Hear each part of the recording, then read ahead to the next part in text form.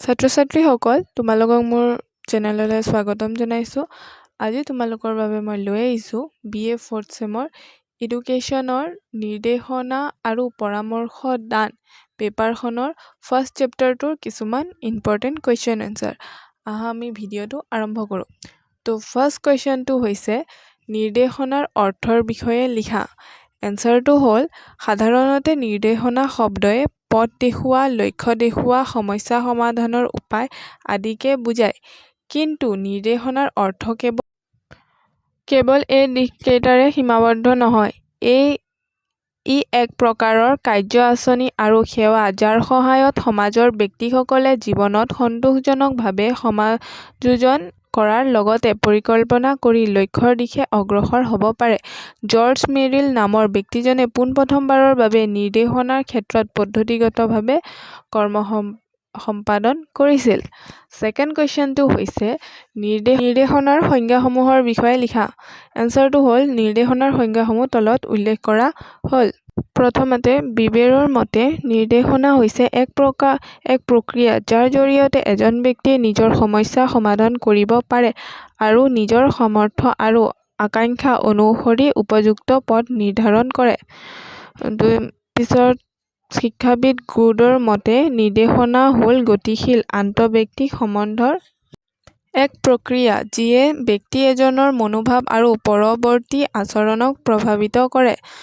৩ number কুৱেশ্যনটো হৈছে নিৰ্দেশনাৰ উদ্দেশ্যসমূহৰ বিষয়ে লিখা। এনচাৰটো হ'ল নিৰ্দেশনাই পথ দেখুওৱা, লক্ষ্য দেখুওৱা, সমস্যা সমাধানৰ উপায় আদিকে বুজায়। নিৰ্দেশনাৰ উদ্দেশ্যসমূহ তলত উল্লেখ কৰা হ'ল। ফাৰ্ষ্টতে নিজৰ সামৰ্থ্য আৰু আগ্ৰহ জনা আৰু বিকাশৰ বাবে কিশোৰ আৰু ছাত্ৰ-ছাত্ৰীসকলে সিহঁতৰ নিজৰ সামৰ্থ্যসমূহৰ বিষয়ে জ্ঞাত কৰা আৰু বিকাশ কৰাৰ বাবে নিৰ্দেশনা আৱশ্যকীয়। ছেকেণ্ড নম্বৰ পইণ্টটো হৈছে ছাত্ৰ-ছাত্ৰীক নিজৰ সৰলতা আৰু সীমাবদ্ধতাসমূহ উপলব্ধি কৰাত সহায় কৰা। নিৰ্দেশনাৰ সহায়ত ছাত্ৰ-ছাত্ৰীসকলক নিজৰ সৰলতা আৰু সীমাবদ্ধতা সম্বন্ধে জ্ঞাত কৰিব পাৰি আৰু নিজৰ ক্ষমতাৰ শৈক্ষিক সম্পাদন কৰাত দক্ষ কৰিব পাৰি। ৩ নম্বৰ পইণ্টটো হৈছে শৈক্ষিক সা-সুবিধাত তথ্য যোগান ধৰা। ছাত্ৰ-ছাত্ৰীসকলক তেওঁলোকৰ আশা-আকাংক্ষা পূৰণৰ বাবে নিৰ্দেশনা কৰ্মীয়ে বিদ্যালয়, মহাবিদ্যালয়, বৃত্তীয় তথা কাৰিকৰী শিক্ষানুষ্ঠানত তথ্য যোগান ধৰিব লাগে যাতে সিহঁতে উপযুক্ত বিষয়ত সফলতাৰে শিক্ষা লাভ কৰিব পাৰে।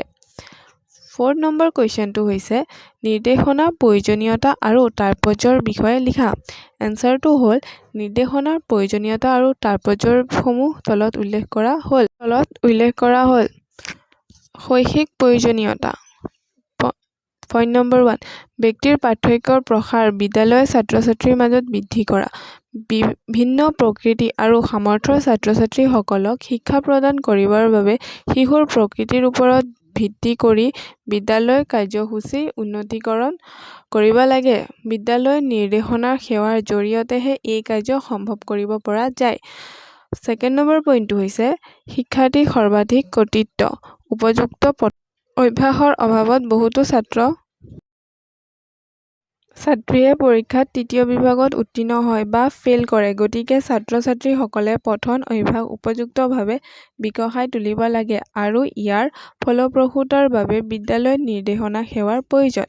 ২ নম্বৰ পইণ্টটো হৈছে বৃত্তীয় প্ৰয়োজনীয়তা। ফাৰ্ষ্ট পইণ্টটো হৈছে উপযুক্ত বৃত্তি নিৰ্বাচন। প্ৰত্যেক ছাত্ৰ-ছাত্ৰীৰ দক্ষতা, সামৰ্থ্য আৰু আগ্ৰহ আদি ভিন ভিন হয়। এই ভিন্নতাৰ বাবে সিহঁতে বৃত্তি নিৰ্বাচন কৰোঁতে সাৱধান হোৱা উচিত। সেয়েহে নিৰ্দেশনা সেৱাৰ জৰিয়তে বৃত্তি নিৰ্বাচন কৰাৰ বাবে ছাত্ৰ-ছাত্ৰী অভিভাৱকসকলে উৎসাহিত কৰিব লাগে। ছেকেণ্ড নম্বৰ পইণ্টটো হৈছে যুৱক-যুৱতীক আত্মসংস্থাপনৰ প্ৰতি অভিৰুচিত কৰা।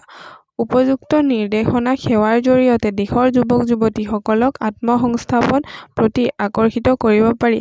ইয়ে দেশৰ অৰ্থনৈতিক বিকাশত অৰিহণা যোগাব আৰু সমাজৰ জ্বলন্ত সমস্যা স্বৰূপ নিবনুৱা সমস্যা সমাধানতো সহায় কৰিব। ৩ নম্বৰ কুৱেশ্যনটো হৈছে নিৰ্দেশনাৰ পৰিসৰৰ বিষয়ে লিখা। এনচাৰটো হ'ল নিৰ্দেশনাৰ পৰিসৰৰ বিষয়ে তলত উল্লেখ কৰা হ'ল। পইণ্ট নম্বৰ 1 শৈক্ষিক নিৰ্দেশনা শৈক্ষিক নিৰ্দেশনা হ'ল নিৰ্দেশনা পৰিসৰৰ এক গুৰুত্বপূৰ্ণ অংশ। সকলো নিৰ্দেশনাই শিক্ষা কিন্তু সকলো শিক্ষা নিৰ্দেশনা নহয়। শৈক্ষিক নিৰ্দেশনাই সকলো ক্ষেত্ৰতে ছাত্ৰ-ছাত্ৰীক সহায় আগবঢ়ায়। বিদ্যালয় পাঠ্যক্ৰম শিক্ষাদানৰ পদ্ধতি অনুশাসন আদিৰ লগত শৈক্ষিক নিৰ্দেশনা জড়িত হৈ থাকে। 2nd নম্বৰ পইণ্টটো হৈছে বিত্তীয় নিৰ্দেশনা। বিত্তীয় নিৰ্দেশনা হ'ল নিৰ্দেশনা পৰিসৰৰ আন এক উপাদান। ব্যক্তিসকলৰ মাজত ব্যক্তি পাৰ্থক্য বিৰাজমান। যদি সমাজৰ কোনো ব্যক্তিয়ে ভুল বৃত্তি নিৰ্বাচন কৰে তেন্তে ই ব্যক্তিজনৰ লগতে সমাজখনকো ক্ষতিগ্ৰস্ত কৰিব। সেয়েহে সময়, অৰ্থ আৰু শক্তিৰ অপচয় ৰোধৰ বাবে বিত্তীয় নিৰ্দেশনা অতি প্ৰয়োজনীয়। 3 নম্বৰ পইণ্টটো হৈছে ব্যক্তিগত নিৰ্দেশনা। নিৰ্দেশনা পৰিসৰৰ এক গুৰুত্বপূৰ্ণ অংশ হ'ল ব্যক্তিগত নিৰ্দেশনা। জীৱনত ভালদৰে নিজকে সমাযোজিত কৰাত নিৰ্দেশনাই সমাজৰ সকলো লোকক সহায় কৰে। ব্যক্তিগত সমস্যাৰ ক্ষেত্ৰত ব্যক্তিগত নিৰ্দেশনাৰ প্ৰয়োজন। ব্যক্তিগত নিৰ্দেশনাৰ সহায়ত যুৱক-যুৱতীসকলে সকলো ধৰণৰ পৰিস্থিতিৰ সাপেক্ষে মোকাবিলা কৰিবলৈ সামৰ্থ্য হয়। 4th নম্বৰ পইণ্টটো সামাজিক নিৰ্দেশনা। সামাজিক জীৱনস্বৰূপে মানুহে সমাজত মিলা-প্ৰীতিৰে বসবাস কৰিব লাগে। কিন্তু বাস্তৱত দেখিবলৈ পোৱা যায় যে সমাজত ব্যক্তিসকলে বিশেষকৈ ছাত্ৰ-ছাত্ৰীসকলে সমাযোজন কৰাত বিভিন্ন সমস্যাৰ সন্মুখীন হোৱা দেখা যায়। সামাজিক নিৰ্দেশনাই ছাত্ৰ-ছাত্ৰীসকলক সমাজত সুস্থভাৱে জীয়াই থকাত সহায় কৰে। সামাজিক নিৰ্দেশনাৰ সহায়ত ছাত্ৰ-ছাত্ৰীসকলে নিজকে সমাজৰ এজন সভ্য সদস্য ৰূপে গঢ়ি তুলিব পাৰে। 5 নম্বৰ পইণ্টটো হৈছে নৈতিক নিৰ্দেশনা। আমাৰ বৰ্তমান সমাজখন দিনক দিনে অধিক জটিল হৈ গৈ আছে। ইয়াৰ ফলত মানুহৰ প্ৰয়োজনীয়তা আৰু সমস্যাও বৃদ্ধি পাইছে। ফলস্বৰূপে হিংসা, অপৰাধ, অন্যায় আদি সমাজত সহজলভ্য হৈ পৰিছে। নৈতিক নিৰ্দেশনাৰ সহায়ত সমাজৰ পৰা কলুষতা আঁতৰ কৰিব পৰা যায়। 6 নম্বৰ কুৱেশ্যনটো হৈছে নিৰ্দেশনা নীতিসমূহৰ বিষয়ে লিখা। এনচাৰটো হ'ল শিক্ষাবিদ জনছৰ মতে নিৰ্দেশনা নীতিবোৰ হ'ল 1 নম্বৰ পইণ্টটো হৈছে ব্যক্তি পাৰ্থক্যৰ নীতি। 2 নম্বৰ পইণ্টটো হৈছে বিশেষ দক্ষতা জন্মগত নোহোৱাৰ নীতি। 3 নম্বৰ পইণ্টটো হৈছে ব্যক্তি সমস্যা সমাধানত সহায়ৰ প্ৰয়োজনীয়তা নীতি। 4th নম্বৰ পইণ্টটো হৈছে আত্মনিৰ্দেশনাৰ বিকাশৰ নীতি। 5 নম্বৰ পইণ্টটো হৈছে নিৰ্দেশনা প্ৰদান বিদ্যালয়ৰ গুৰুত্বপূৰ্ণ স্থানৰ নীতি। ধন্যবাদ।